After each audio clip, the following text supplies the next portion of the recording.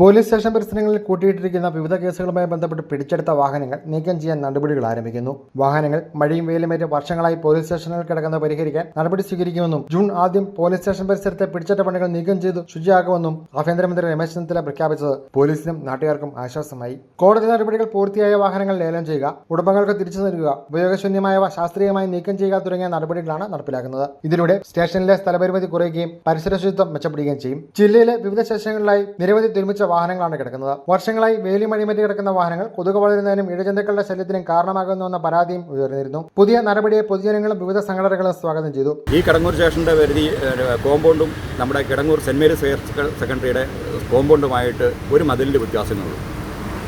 ഇപ്പോഴത്തെ ഈ കാലാവസ്ഥ അറിയാം, ഇഴജന്തുക്കളുടെ കൊണ്ട് വർധന വന്നിട്ടുണ്ട്. ഇഴജന്തുക്കളുടെ ആക്രമണം മൂലം നിരവധിയായ കുട്ടികൾ മരണപ്പെടാനുള്ള സാഹചര്യം ഉണ്ടായി. ഇനിയിപ്പോൾ തിങ്കളാഴ്ച മുതൽ ഇവിടെ അധ്യയന വർഷം ആരംഭിക്കുകയാണ്. സ്കൂളിലെ കുട്ടികൾക്ക് സുഗമമായി സ്കൂളിലേക്ക് വരാനും പോകാനും ഭയമില്ലാതെ കുട്ടികൾക്കും പൊതുജനങ്ങൾക്കും സഞ്ചരിക്കാൻ വേണ്ട ഒരു സാഹചര്യത്തിലേക്ക് വഴിതെളിക്കുന്ന ഒരു തീരുമാനമാണ് നമ്മുടെ രമേശ് ചെന്നിത്തല ആഭ്യന്തരമന്ത്രിയുടെ ഭാഗത്തു നിന്നുണ്ടായിരിക്കുന്നത്.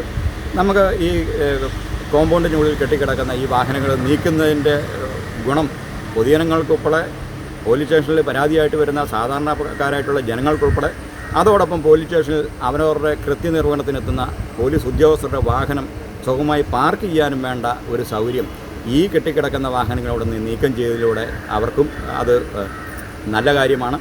എന്തായാലും ഈ ആഭ്യന്തരമന്ത്രിയുടെ ഇങ്ങനെയുള്ള തീരുമാനത്തിന് കേരള ജനത ഒന്നടങ്കം അഭിനന്ദിക്കുന്നു. സ്റ്റേഷനുകളുടെ സൗകര്യം സുരക്ഷയും മെച്ചപ്പെടുത്താൻ ഇത് സഹായമാകുമെന്ന് വിലയിരുത്തുന്നു. സംസ്ഥാനത്ത് പലവട്ടം ശ്രമിച്ചിട്ടും പഴയ വാഹനങ്ങൾ നീക്കാനുള്ള പ്രവർത്തനങ്ങൾ നടപ്പാക്കാൻ കഴിഞ്ഞിരുന്നില്ല. News bureau, Pala.